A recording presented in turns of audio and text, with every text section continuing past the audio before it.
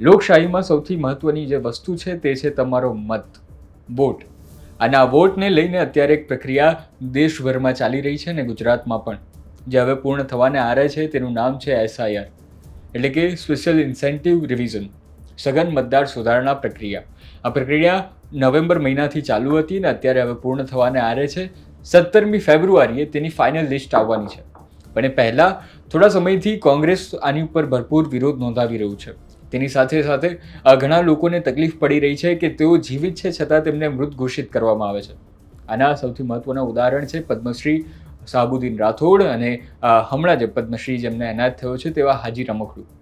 કોઈકે તેમનું નામ કાપી દીધું અને કાપવા માટે ફોર્મ નંબર 7 ભર્યું છે.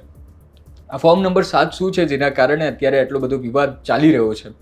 આ શું છે? SIRની આખી પ્રક્રિયામાં વિવાદ, જેના કારણે કોંગ્રેસ જે છે તે આખા ગુજરાતભરમાં, એ ભલે રાજકોટ હોય, સુરત હોય, વડોદરા હોય, સુરેન્દ્રનગર હોય, ત્યાં તમામ જગ્યાએ પોતાનો વિરોધ જે છે તે ઉગ્ર વિરોધ પ્રદર્શન કરી રહી છે. તેની સાથે લોકો પણ જોડાયા છે, પીડિતો જોડાયા છે. એ પીડિતો કોણ છે? તેમનું કહેવું છે તેઓ જીવિત છે છતાં તેમનું નામ જે છે આ મતદાર યાદીમાંથી કાઢી દેવામાં આવ્યું છે. આ SIRની પ્રક્રિયા છે જેનો મૂળ ઉદ્દેશ એ જ છે કે તમારું નામ જો ફરજી હોય, તમે જો ક્યાંકથી સ્થળાંતર થયા હોય, કોઈકના 2 થી 3 કે વધારે વોટિંગ કાર્ડ હોય, 1 થી વધારે જેમના વોટિંગ કાર્ડ છે, તે આજે આખા જે ફરજીવાળું જે આખા વોટિંગ સિસ્ટમમાં થઈ રહ્યો છે તેને દૂર કરવામાં આવે. એટલે કે નામ સ્પષ્ટ થાય, રહેઠાણ સ્પષ્ટ થાય અને વોટિંગ કાર્ડ જે છે તે એક જ રહે, જેના કારણે વોટિંગ સમયે, ઇલેક્શન સમયે કોઈ ધાંધલી ન રહે. આ આખી SIRની આખી વાત જે છે એ મૂળ મુદ્દો આ છે. હવે તેમાં અલગ અલગ ફોર્મ છે, જેમ કે ફોર્મ નંબર 6 જે છે એ તમારે જ્યારે નવા ઉમેદવાર તરીકે 18 વર્ષ પછી તમે જ્યારે વોટર ID બનાવડાવો છો ત્યારે તમારે ફોર્મ નંબર 6 ભરવાનું હોય છે. ફોર્મ નંબર 8 જે છે તેમાં તમારે ભરવાનું હોય છે જ્યારે તમે સ્થળાંતર થાવ છો ત્યારે, તમારા નામમાં કોઈ ભૂલ હોય ત્યારે, ઉંમરમાં કોઈ ભૂલ હોય ત્યારે. હવે સૌથી મહત્વનું આવે છે ફોર્મ નંબર 7. ફોર્મ નંબર 7 જે છે એ એવા લોકોનું ભરવામાં આવે છે જેઓ મૃત છે. જ્યારે કોઈ મૃત વ્યક્તિ હોય છે ત્યારે પણ તેમનું વોટિંગ ID કાર્ડ જે છે તે ચાલુ હોય તો ત્યારે તમારે ભરવું પડે છે અને તેનું નામ જે છે તે કમી કરવામાં આવે છે. એટલે ફોર્મ નંબર 7 નામ કમી કરવા માટે હોય છે. તમે કોઈ બીજી જગ્યાએ સ્થળાંતર થઈ ગયા હોય તો પણ કોઈ વ્યક્તિ ફોર્મ નંબર 7 ભરી શકે છે. આખી પ્રક્રિયા શરૂ થઈ BLOથી. BLO તમારી પાસે આવ્યા અને તમને કહ્યું કે આ ફોર્મ જે છે તે તમે ભરી આપો. તમે ફોર્મ ભર્યું હશે. ત્યારબાદ 2003માં જે SIRની વિગતો હતી તે પણ તમે ભરી હશે. ત્યારબાદ BLOએ જે છે આ ચકાસણી કરી અને એક ડ્રાફ્ટ યાદી તૈયાર કરવામાં આવી. તમારી જો આપેલી વિગતો બધી સાચી હતી તો એ ડ્રાફ્ટ યાદીમાં તમારું નામ હતું, અને જો ખોટી હતી તો BLOએ ફરીથી તમારો સંપર્ક કર્યો. તમને એવું કહ્યું કે તમારી આ યાદી ખૂટે છે અને તમને એક બીજું ફોર્મ આપ્યું હશે.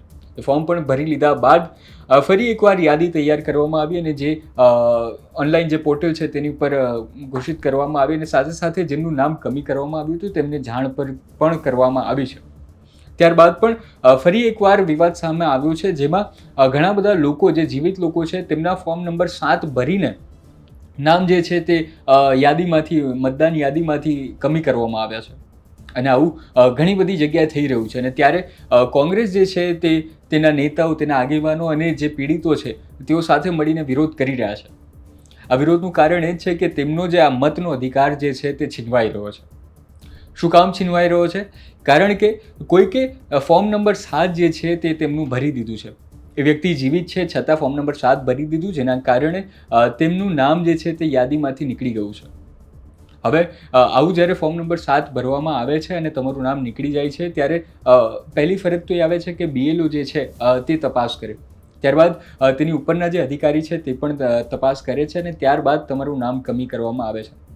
એટલે કે કોંગ્રેસનો આરોપ જે છે તે સરકાર તરફ જાય છે, અહીં BLO તરફ પણ જાય છે. પણ અત્યારની સ્થિતિની વાત કરીએ, આજની તારીખની વાત કરીએ તો હવે 17 ફેબ્રુઆરીએ જે છે તે ફાઇનલ યાદી પ્રકટ થવાની છે. એટલે નવેમ્બરથી જે આખી પ્રક્રિયા ચાલી રહી છે SIRની, તેમાં 17 ફેબ્રુઆરીએ ફાઇનલ યાદી આપણી પાસે આવી જવાની છે. એટલે આ જે આરોપો છે અને પ્રત્યારોપો જે છે તેની વચ્ચે 17 ફેબ્રુઆરી એક મહત્વની તારીખ બની રહેવાની છે, જ્યારે આપણને ખબર પડવાની છે કે કોનું નામ કટ થયું છે અને કોનું નથી થયું.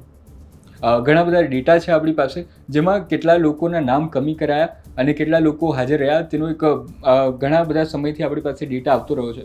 પણ સ્પષ્ટ જે છે કેટલા લોકો હતા આપણી પાસે અને કેટલા લોકોના નામ કમી કરાયા છે, કેટલા લોકો ફરજી હતા, એ તમામની માહિતી જે છે આપણને 17 ફેબ્રુઆરીએ સ્પષ્ટ થઈ જશે.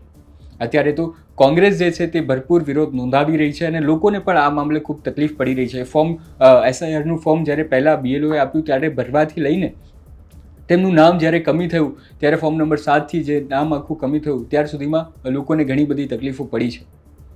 આવું ફક્ત ગુજરાતમાં નથી થઈ રહ્યું, એ ઉત્તર પ્રદેશ હોય કે પછી પશ્ચિમ બંગાળ હોય, તમામ જગ્યાએ આ જ પ્રોસેસ જોવા મળી રહી છે, જ્યાં લોકોને પણ તકલીફ પડી રહી છે. પણ જ્યારે આટલા મોટા નંબરમાં, મોટા આંકડાઓમાં આ કરવાના હોય, સુધારા લાવવામાં હોય, ત્યારે આવી તકલીફ પડતી હોય છે. હવે સ્પષ્ટ ચિત્ર આપણને 17 ફેબ્રુઆરીએ જોવા મળવાનું છે. તમને જો આ માહિતી ગમી હોય તો અમારો વિડીયો લાઈક કરજો, મારી ચેનલને સબસ્ક્રાઈબ કરજો. ધન્યવાદ.